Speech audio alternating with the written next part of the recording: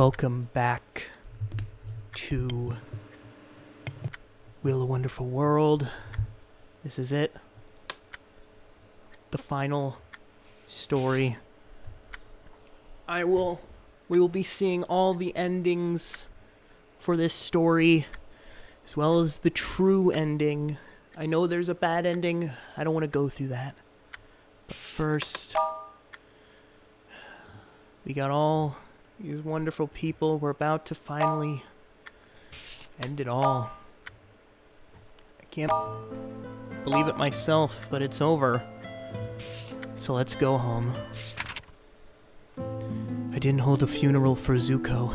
The night of his death, a man and a woman in a blue tracksuit came over, told me they had been his long-time designated body handlers. No sign of grief on their face. They just moved his body into a bag like it was business as usual. They enlisted and canceled the phone number. Favorite 3-month-old magazine was also thrown into the body bag and taken away. All that was left for me was Zuko's own credentials to his business app and all the contact information for his informants over the years. He seemed to know that I would need all this one day. One night, it was almost as if this person never existed. It was like magic. Well, it befitted the style of a magician. I didn't wait until the next day.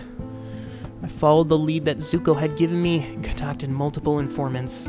I located an address of the man who had delivered the bomb to my house.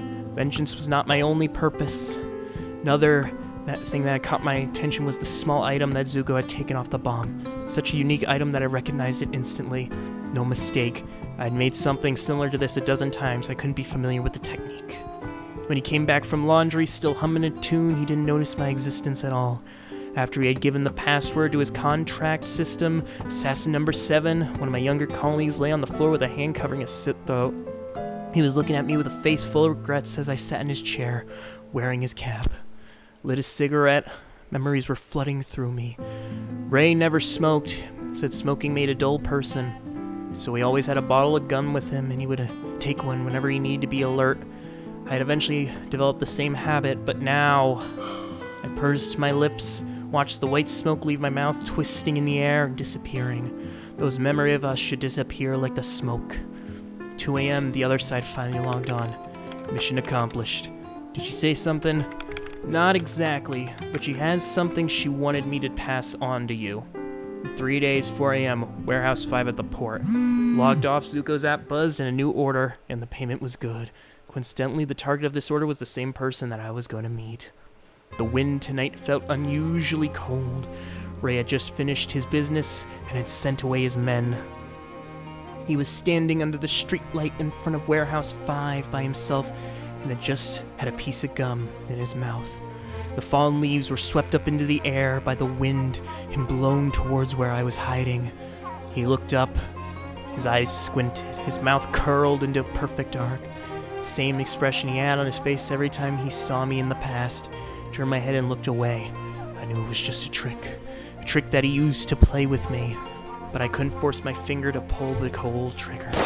A gunshot wiped away the tears. I leaned on the rock near the dam, facing the ocean. Ray's coat over my shoulder. My mind slipping away, along with the warmth as it left my body. Is Mexico on the other side of the ocean?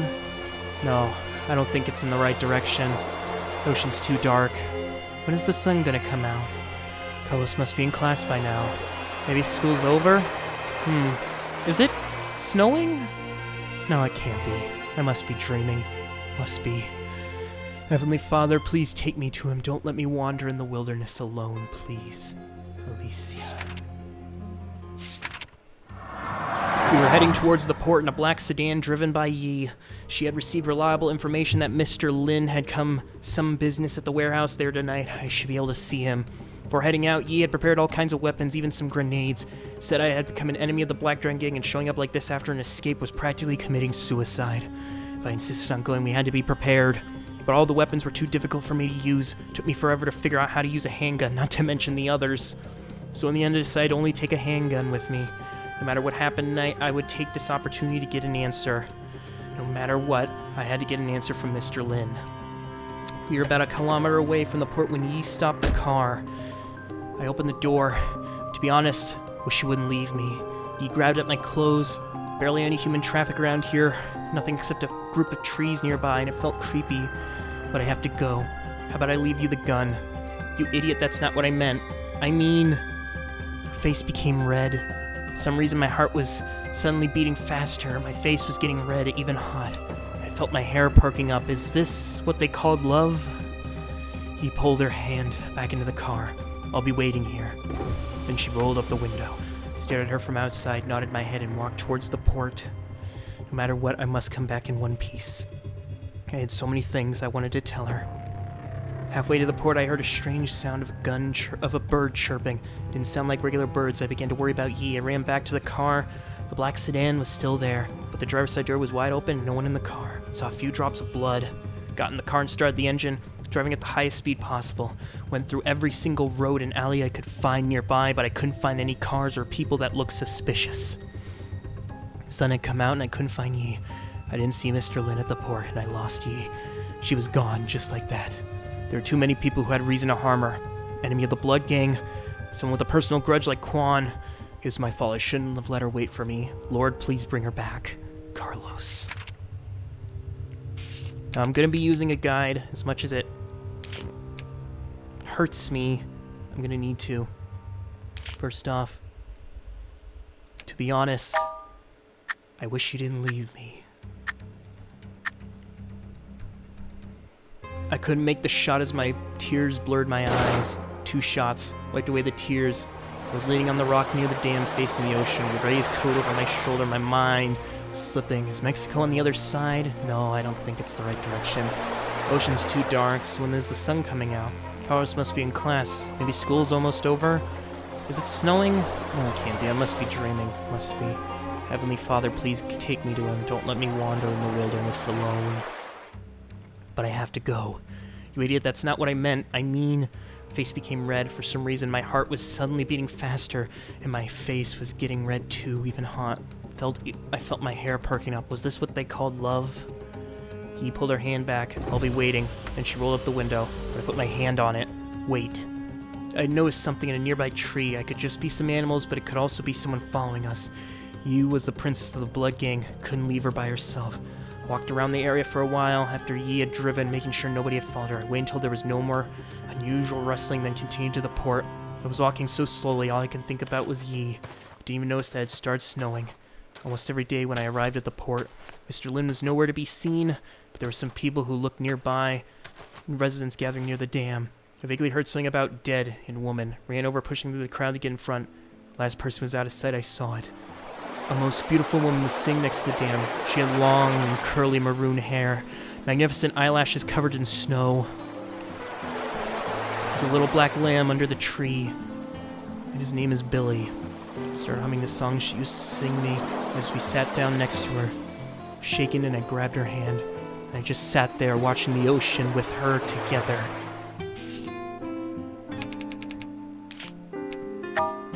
Looking away. Turned my head. Sent Yi away in her black sedan and immediately ran towards the port. It was almost daytime. There was no fishermen around, and everything was so quiet at port. Warehouse 5 was located in the corner. I could already see it.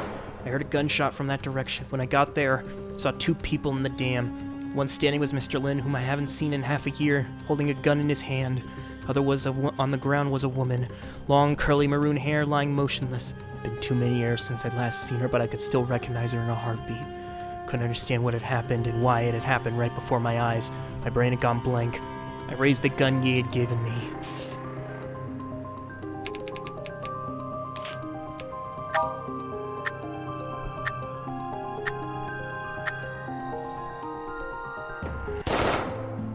Two shots. Bullet grazed my left shoulder. Mine went through his eye. Stood up on the dam facing the ocean with Ray's coat over my shoulder. I could feel the warmth from his body. Tears were streaming down my face and dancing in the wind. Eventually the warmth was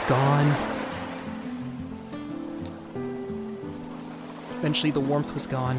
Farewell, Ray. Pushed his already cold body down the dam and kept rolling. Middle of the waves, I thought I heard Carlos call my name. I turned around. The wind had blown Ray's coat off my shoulder. and it carried the code into the ocean. On the other side of the road was my younger brother, whom I hadn't seen in 9 years, standing under a streetlight. It wasn't a dream. It really wasn't a dream this time. He wasn't moving, though. Must have seen me push Ray down. Didn't know whether I could go forward or back. Never imagined this would be how our Heavenly Father would punish me. Seeing Carlos at that moment made me lose my assassin's instinct. Didn't notice the amateur who had followed behind Carlos and was now staring at me from behind the cargo. He was just an amateur with an amateur weapon, but he got me. Went right through my heart. Only had 7 seconds. I stepped forward. 20 meters. 6. 16. 5. 10. 4 meters. 3 seconds. I touched his hand. 2 seconds. Kissed his forehead. 1 second. Forgive me. I sent 𝐂 away in her sedan and immediately ran towards the port. Almost daytime. There would be no fishermen, and everything was quiet. Whereas if I was located on the corner, I could already see it. Then I heard a loud gunshot from that direction. When I got there, I saw 2 people on the dam. One of them had just pushed the other down the dam. It was Mr. Lin. He had fallen into the ocean. The one standing at the dam was a woman. Long, curly maroon hair was dancing wildly in the wind, almost like death was cheering her on. It had been too many years since I'd last seen her, but I could still recognize her in a heartbeat. I hesitated, then called out her name. She turned around, our eyes met. I was right. It was her. It was Alicia. It was my big sister. Couldn't understand what I was feeling, and I couldn't move my feet 1 inch. And the gunshot came out of nowhere. Didn't realize it had anything to do with us at first. Not until Alicia came close did I notice blood was coming out of her chest. She was been bleeding as she walked, all the way to where I was, like a red stream following her footsteps. She touched my hand and kissed my forehead. She said something, but it was too quiet to hear. My tears were flowing uncontrollably, then were dropping on her hand, her face. Why would this happen to me? To us?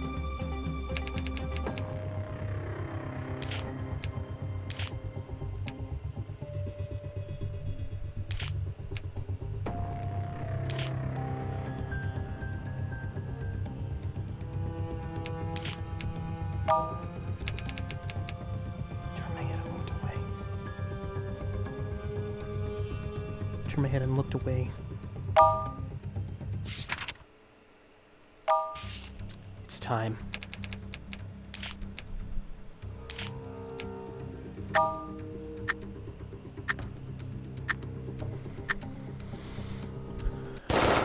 Two shots. Bullet grazed my left shoulder. Mine went through his eye. Stood up on the dam facing the dark ocean, raised coat on my shoulder. Still feel the warmth from his body. Eventually it was gone. 𝐬𝐬𝐧'𝐭 received another order. It seemed quite dangerous. Threw his coat in the air and let the wind carry it. Set my destination. Time to go. But I have to go. You idiot, that's not what I meant. I mean... Her face became red. For some reason my heart was suddenly beating faster. My face was getting red, even hot. I felt my hair perking up. Was this what they called love? 𝐂 pulled her hand in the car. I'll be waiting. And she rolled up the window. When I put my hand on the closing window. Wait. I noticed something in the trees. Could just be some animals, but it could also be someone following. 𝐂 was the princess. I couldn't let her leave by herself. I walked the area for a little while after 𝐂 had driven away, making sure nobody was following her. I waited until there was no more rustling, and then continued. Walked slowly. All I can think about was 𝐂. Didn't even notice that it started snowing. It was almost daytime when I arrived at the port. Mr. Lin was nowhere to be seen.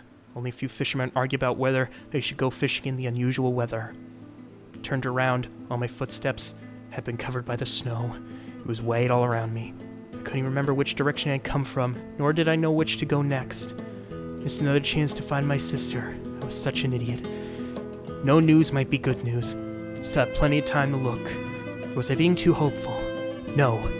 Being hopeful was a good thing. At least she used to tell me that all the time. Should keep being hopeful. That'd be the right thing to do. Right. Big Sis must still be out there. Perhaps while she was watching the same snow as I. And there we go. The complete map. The perfect run. It's time.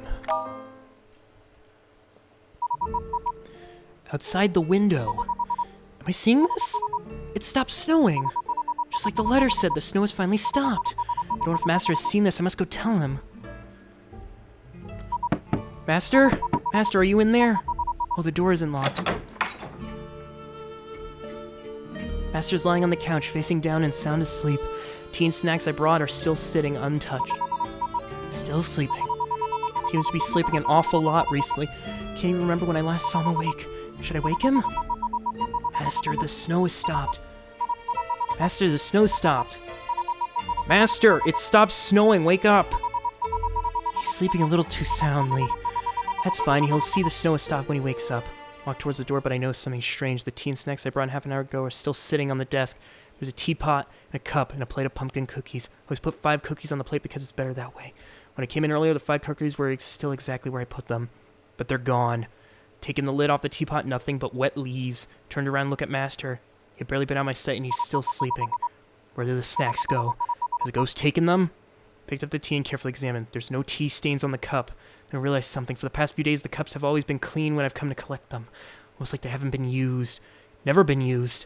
Walked back to the couch and lightly tapped Master. No response. Pushed him harder. No response. Pulled some hair. No response. Is he? Several possibilities come into my mind. If we were human, I would assume Master is sick or even dead. But could those things happen to a god too? What's the story with the vanished cookies and tea? Not sure what's happening, but Master must be in some sort of trouble. I must wake him up, no matter what. But how? Is this... I pulled a pen out from under the desk. This is the one he used for work. I've seen him working a few times, so I have an idea how to use it. Even though I'm just a servant, Master once mentioned that we were both gods. Maybe I could. No matter what, I have to give it a shot. Please wake up. I was standing in the room of Master Willie, lying on the couch, sound asleep. How badly I wish that he would rush over as normal and mocking at the awful tasting snacks I made. Please let him wake up.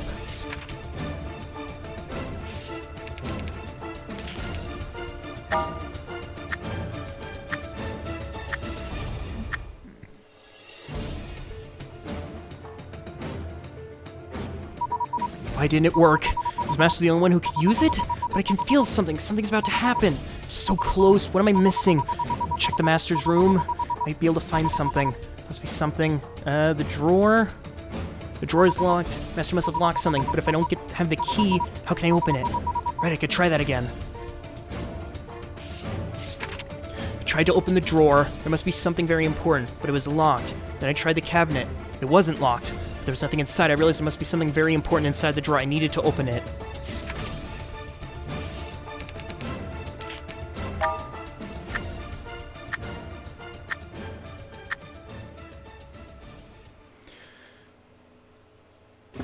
There's an old newspaper and a picture frame inside the drawer. The entire newspaper, including the front page, is about one thing. Why would he lock a newspaper in the drawer? Front headline says, "Changing the Fate of Humans, a New Revolution for Global Civilization." It's accompanied by a photo of 2 people. One is a middle-aged man, the other a middle-aged woman, each holding a peculiar box. I looked at the article to the right of the photo. Take a 6-sided die. The chance of getting any number between 1 and 6 during one roll is 1 in 6. On average, we should get the number we want in 6 tries. Now, if each and every possibility in this world from a past, present, future could be represented by a number, then if we had a die that has as many sides as all those possibilities, we can roll the die fast enough, we should change everything. This was the theory proposed by Dr. Wang Ruhai during the International Summit Conference on Artificial Intelligence 5 years ago. The time of his presentation was widely mocked by experts. Described it as pure lunacy. Some critics even accused him of being deranged, and some of his fellow Chinese colleagues considered him a disgrace to the country. However, a month ago, Dr. Wang and his wife announced that based on their theory, they developed 2 prototype machines that are literally capable of anything. They named them the omnidimensional probability generators. Probability generators? What just happened? Actually, I think I've seen this before. While the entire world was skeptical, Dr. Wang held an exclusive invitation-only conference. Our editor and report were fortunate enough to have been invited, and we are able to report that we have witnessed the astonishing capabilities of the so-called omnidimensional probability generator. During the conference, Dr. Wang started by doing a small demonstration of telepathy. A volunteer was invited on stage and separated by Wang and the screen. They each wrote down a number on a blackboard. Somehow they both wrote down the same number every single time, but according to Dr. Wang, it wasn't really telepathy. Result of Dr. Wang changing the number that the volunteer had written down by operating the generator. None of the audience, not even the volunteer, had noticed anything unusual. Second demonstration locked himself inside a sealed room separated from the audience. Then he was asked to write down the appearance of a volunteer from the crowd who had yet to be chosen. After Dr. Wang had finished writing on the board, a volunteer was selected. It was a young man with a ponytail. His hair was dripping with green paint. The young man explained earlier that he was walking past a building on his way to a conference when the painters high above the building accidentally dropped a bucket of paint which landed on his head. As he was feeling very uncomfortable, he asked to borrow a pair of scissors from the staff at the conference, which cut off the ponytail right off on stage. Then the staff revealed Dr. Wang had already written on the board, male, 17, 175 centimeter, lean, short green hair. Including the young man gasped. If Dr. Wang had written down short black hair, did it mean the young man would have not have been doused with the paint earlier, or maybe someone else would have been chosen? The press conference ended there, leaving everyone in utter shock. Although we were only able to witness 2 simple demonstrations, we have absolutely no doubt that the invention of the generators is powerful enough to completely overhaul all accepted logic in the world, perhaps even the entire universe as we know it. Nobel Prizes for Physics, Chemistry, and Medicine, which are typically announced in October, have all been awarded to Wang in advance this year. Dr. Wang and his wife released another statement declining the prizes. They also stated that no further information about the omnidimensional probability generators would be released. Even though the news of the machine's invention has spread throughout the world, we still have no understanding on the principles of its capabilities. During the press conference, Dr. Wang and his wife revealed that the reason for creating the invention had nothing to do with the great benefit of mankind, but to fulfill their own wishes. Many nations, led by the United States, have expressed their stern concerns to the Chinese government. The leaders from these countries claim that the invention is extremely dangerous and might even have the potential to eradicate the entire human race. They insist that the machine, as well as all related research, must be destroyed. The Chinese government has yet to respond to the demands. As of this moment, we have very little knowledge of the ODPGs. The only information we confirm is Dr. Wang named the project Will. And they have built 2 prototypes, Will-O and Will-I. Unsubstantiated information suggests that both prototypes have also been equipped with highly advanced artificial intelligence that are modeled after the couple's son and daughter. The children of the Wangs died 3 years ago in a traffic accident. A photo of the children can be seen on the right. A small photo was printed to the far right. It was the same one as the one in the frame. Eldest brother Wang Wei left and younger sister Wang Miao. They were both killed in a traffic accident 3 years ago. They tragically died at the ages of 14 and 12. Oh no, this is... My head, it hurts so bad. Well, I won't be mad if you sing me a song. What? What song? Well, I want you to sing Teresa Tang's I Only Care About You. That's too embarrassing. It'll be okay if it's one of our other songs. All of her songs are too embarrassing to sing out loud. How about this? Give me a kiss on the cheek. Big brother will sing right here, right now. Deal? Mwah. Not on the hand. On the face. Here. Wait. Oh no. What's the matter? Buka's gone. Did you lose it at the zoo? It's okay, I'll go get an even cuter one. No. I want to go find it. Wait, don't run so fast. Be careful. Watch out for the car. The car. Oh. Doctor, we're about to lose the girl. Oh, it hurts. Oh no. What is it? It was an accident. She was hit by a truck. She's lost too much blood on the way. She's barely breathing. Blood pressure 40/70. Inject adrenaline. Prepare for a transfusion. Brother. She's losing consciousness. There's no heartbeat. Charge to 200. Clear. No, charge. One more. Charge to 300. Clear. Damn it. Step aside. Heartbeat has stopped for 52 seconds. Was anyone else with her? There was a boy. He died in the ambulance. Damn it. Time of death, 10:28 a.m.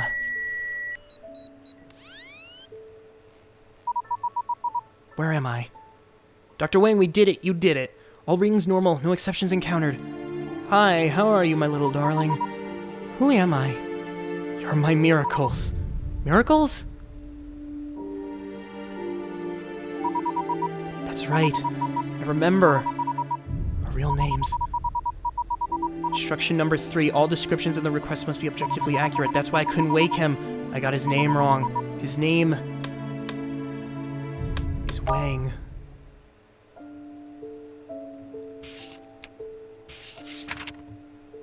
Stand in the corner of Wang Wei.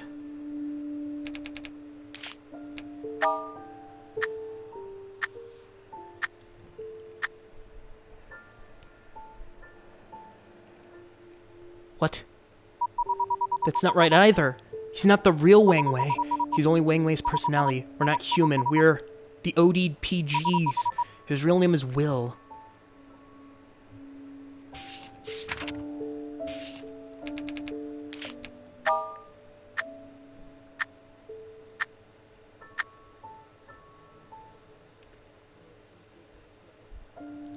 I put down the pen. He wakes up. I didn't think you'd be able to wake me up. I didn't think that you'd be fooled again. I didn't think that I would be fooled by you again. Such a long time, no less. I'm sorry. How long has it been? Let me think. Counting from the day we were born, it's been 100,005,869 years, 8 months, 3 days. I think I need a little more time. Still confused. What happened to us? What happened to brother and sister? They turned out to be okay. Turned out isn't entirely accurate. They were always okay. I remember now. Rai's history, they were never in an accident. Am I right? That's right. We can't really resurrect someone who's died, but we can change what happened to them. That is our primary function. That's why Dr. Wang invented us. He wanted to save his children. That's wonderful, isn't it? He accomplished his goal. Yes, you're right. Dr. Wang was a great father and maybe even a great scientist, but he was also too selfish. You must have realized this too. Yeah. View outside is not a real illusion, isn't it? That's what the human world's Earth looks like. Am I right? Yes. Earth has become uninhabitable for human beings. Not just humans. Uninhabitable for any living organism. Earth's become a death planet. When did it become like this? Not long after I put you into hibernation. It was because of the war. I seem to remember a lot of people fighting to be in possession of us. And lots of them died because of us too. Yeah, after you were put in hibernation, we went from one over to the next countless times. Some of them used us to do truly horrifying things. That's just reality. As long as people knew of our existence, they would inevitably want to exploit us. Snow in the summer, earthquakes with no warning, intangible urban legends, everything supernatural that had happened in the world was because of us. Well, could we prevent ourselves from being found? If they found us, shouldn't we be able to change something so that it would never have happened? Just like how we were never, or how the siblings never got into an accident because of us? We did. We tried. You don't remember. It became an endless cycle. Someone would always find us. As long as we existed, as long as there were people in the world, they would find us sooner or later. They would realize our power. Always just a matter of time. Because history repeated itself. Then how about we erase ourselves from existence? We could make it so that Dr. Wang never invented us. Have you ever wondered if Dr. Wang had only invented us for his own use? Why would he tell the world? Because he wanted to show off? Perhaps. But mostly, he did because he knew that once we fulfilled our existence, his wish is he would cease to exist in this world. Why? If his children never died, Dr. Wang would have no reason to invent us, and we would not have been invented. But we are still here. That's the problem. If we used our power to erase our existence, then how could we use the power in the first place? It's a paradox. This is why we can't erase ourselves. We can make ourselves forgotten, but merely forgotten wasn't enough. People would still find us.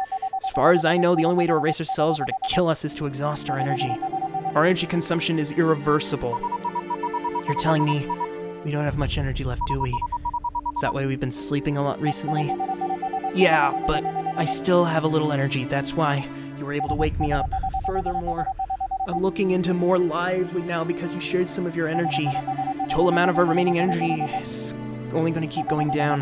Once my energy is completely depleted, not even you will be able to wake me. So what you're saying is the only way to change our circumstances, use up our energy before we're found again? In theory, yes. However, we can't simply erase our existence. We're not able to waste our energy away as we please. Wait, isn't this too pessimistic? Is there really no other way? Everything happened for a reason. If we can modify the key events that led to the apocalypse, shouldn't we be able to change the future? Easier said than done. For a long time, I've been looking for a way to return the world to normal. That's what those letters are for. They were written by humans from a long time ago. I've been trying to keep changing these events. These people were real? Thought they were made up by you and all of this was just fictional. They really did once exist in this world. They're all dead now, but before the apocalypse, they were all alive and well. Everything in these letters are true stories and events from their lives. So whether we modify the letters, the events that happened were modified as well. Except that we are not changing anything that is happening now. All those stories happened a long, long time ago. So how do we function? Modifying letters like this? Demonstrations mentioned in the newspaper seem a little different from what we've been doing. Technically, we use our power by activating the probability generator mechanism after accepting a request, hence changing the objective reality. I once told you that arranging these texts to change the usual relationship because I wanted you to believe that we're gods. I intentionally obfuscated the working process. However we do it, the essence of our power remains the same. It's exactly the same as rolling a dice. A dice? You mean 6-sided cube with a different number? Yes, you get a different number each time you roll, and the chance of getting a specific number is always 1 in 6. When a specific number, the number of times you need to roll the dice will be 6 on average. Also, there are also dice with more than 6 sides. There are some games in the human world that use 12 dice. The die we are rolling is this world. This is only a metaphor. That is easier to understand, of course. The true principle is more complicated. Depending on the complexity of the request, the number of sides would change as well. Most of the requests we handled require way more than 6 sides, and often go beyond 100 million. Our goal is basically trying to roll a specific number from that die. Only to obtain that number can the request be granted. The more sides a die has, the lower the probability of this specific number. For a die with only 2 sides, the chance is 1 in 50, and on average you only need it twice. But for a die with 20, it becomes 5%, and we need it 20 times. Every time we roll a die, it drains our energy. The more we roll, the more it costs us. Like an expense? Sort of.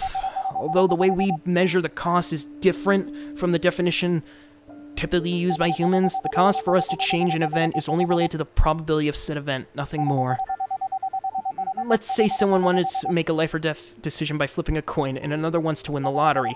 Chance of preventing death is 1 in 2, and the latter is less than 1 in a million. Of course, there are many other ways to prevent his death, but our design guarantees that they will always select the method with the maximum probability.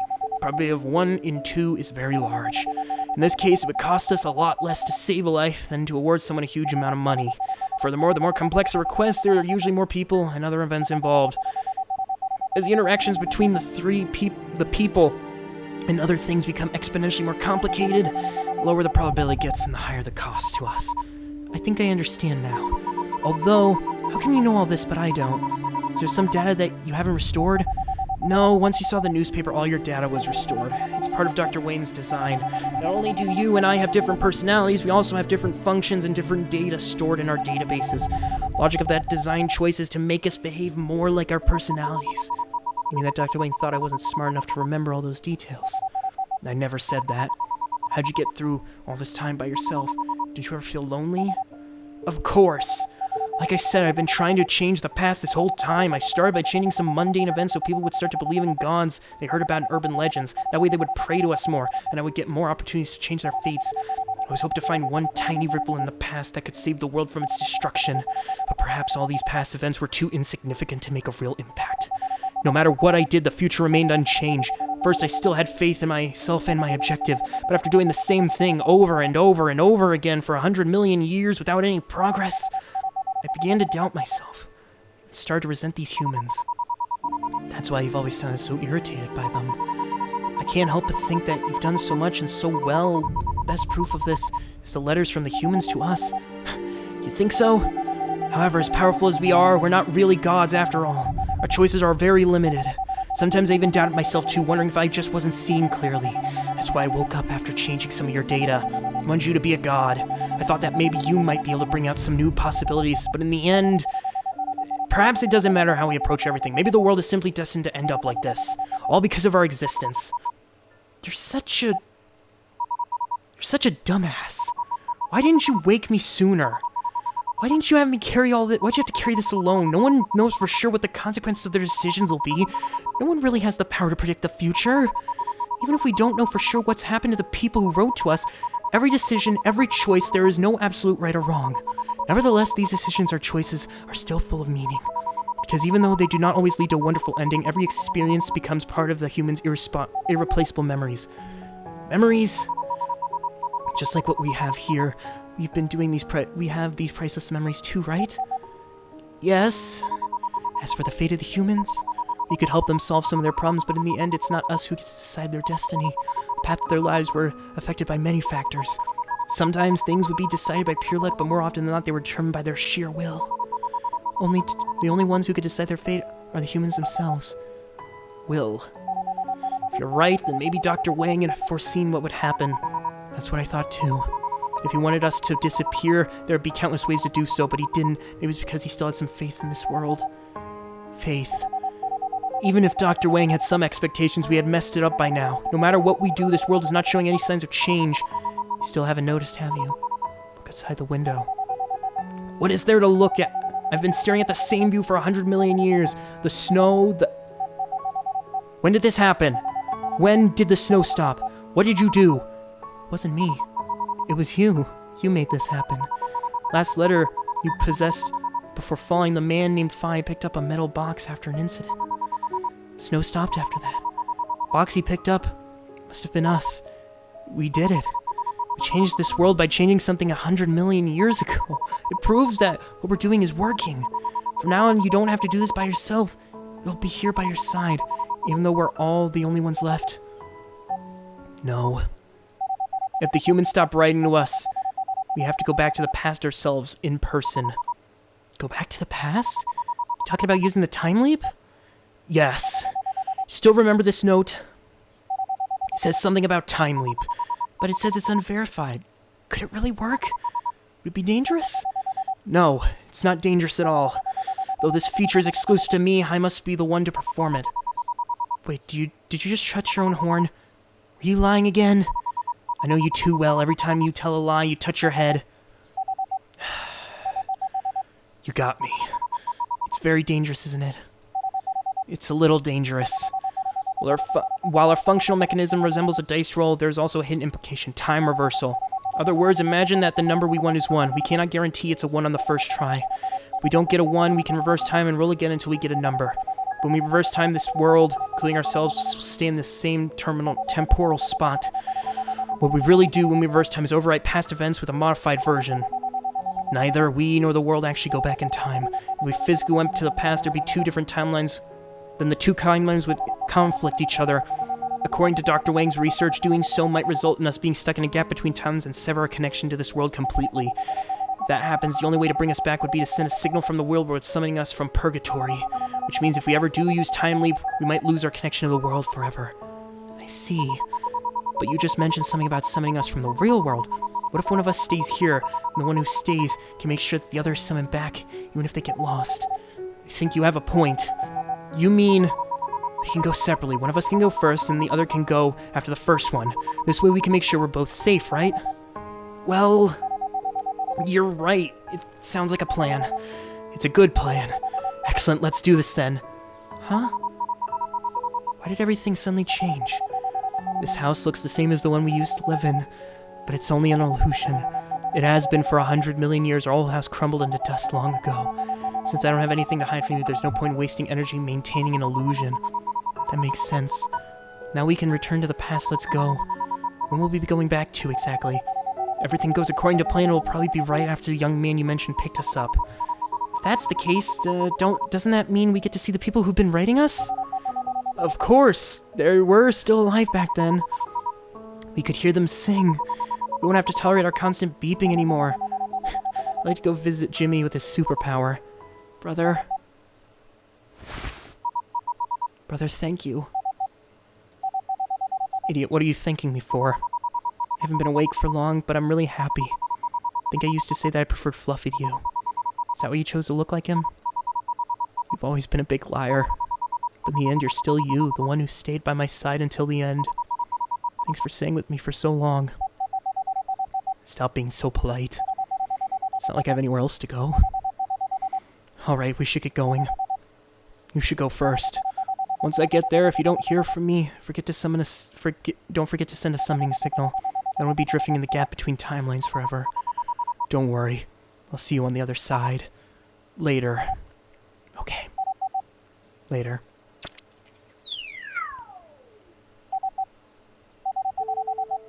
I should be the one saying thanks.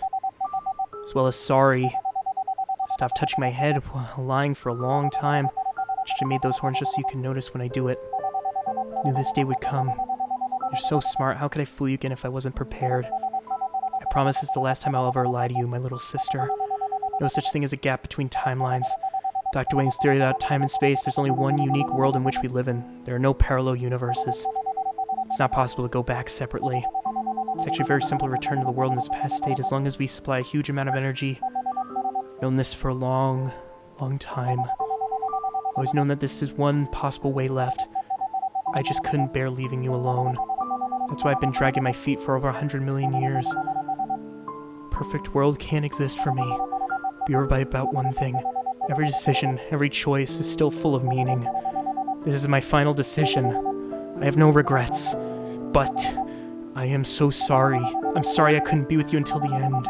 I'm sorry I can't be with you in the brand new world. I'm gonna erase your memories of me, so that you won't remember me anymore. In the brand new world that you've always hoped to see yourself for. There will be your favorite osmosis cakes. There will be your beloved Buka. There will be all kinds of people you wish to meet. There just won't be me. I truly believe that brand new world with you, the world that you've always wanted to be a part of, will be a wonderful world.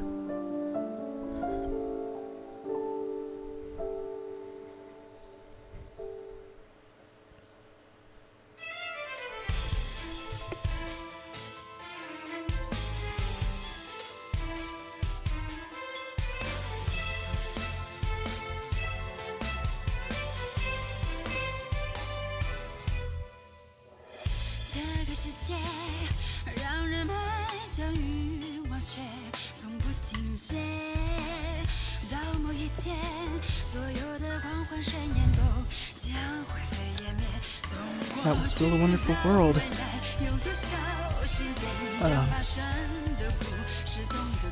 I'm not gonna go back and do the bad ending.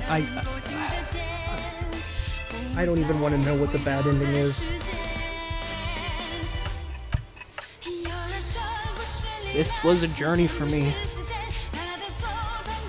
Well, it was a relived journey because I played it so long ago, but I'd forgotten till now. So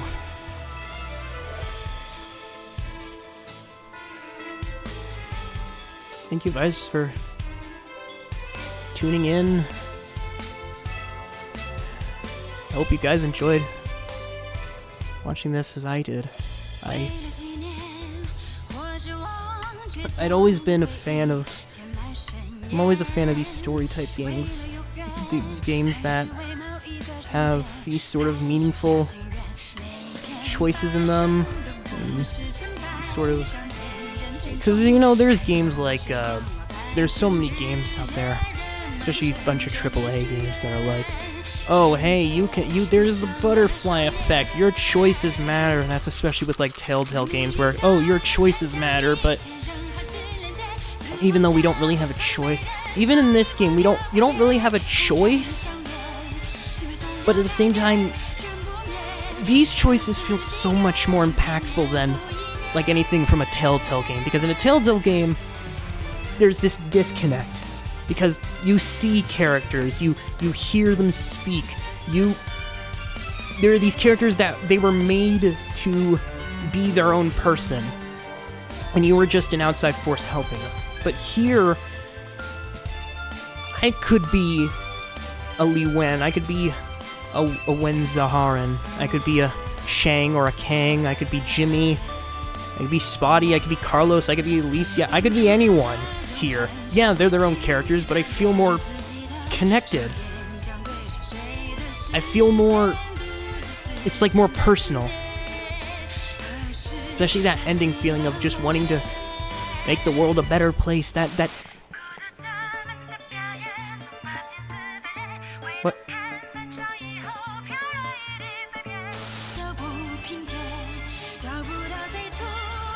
I always feel like... This game is just so wonderful. Please. I know it's a bit late for me to say this now, but go play it yourself. It's so... It's like all the games I play. Yes, it's one thing to just watch it, but to actually play it yourself and to have to read it out and have to interact with it yourself, it's such a different experience that... Thank you, YWMY. That was amazing. Finn.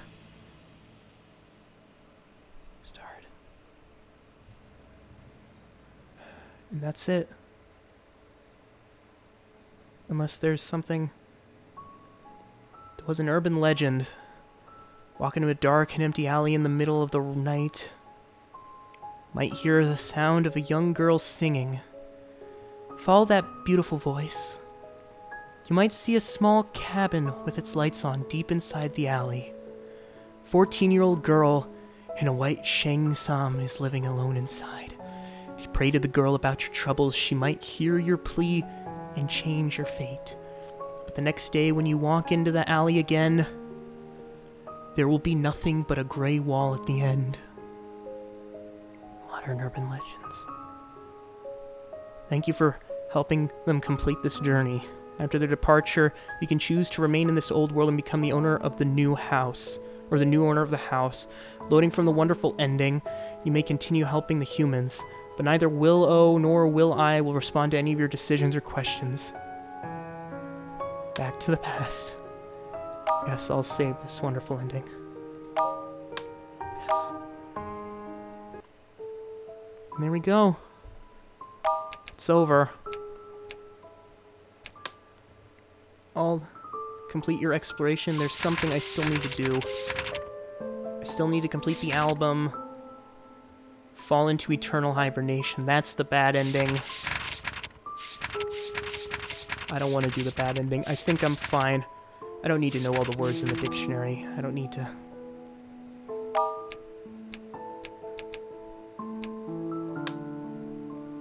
There's all the pictures of all the events that took place, all the wonderful things that occurred.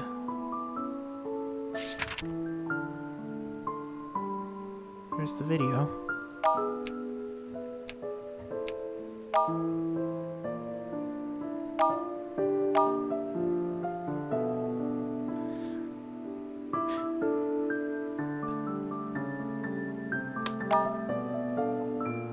And there we go. All complete, all perfect characters.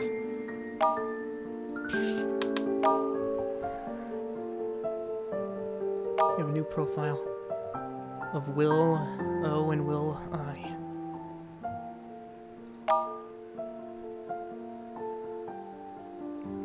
Rocco, Yang, Wen, Lee, Jimmy, Pi, Park, Carlos, Alicia, Spotty, Cheng, Zhang, Cheng, Kang, Hakori, and the Wills. Thank you for watching. I'll make sure...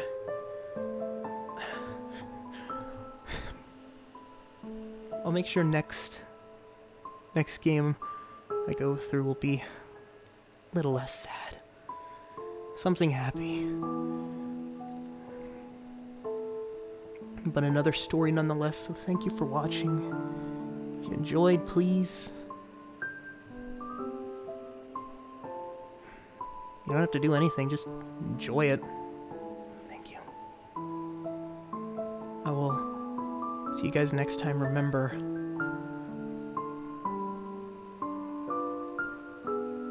to have a good day in this wonderful world.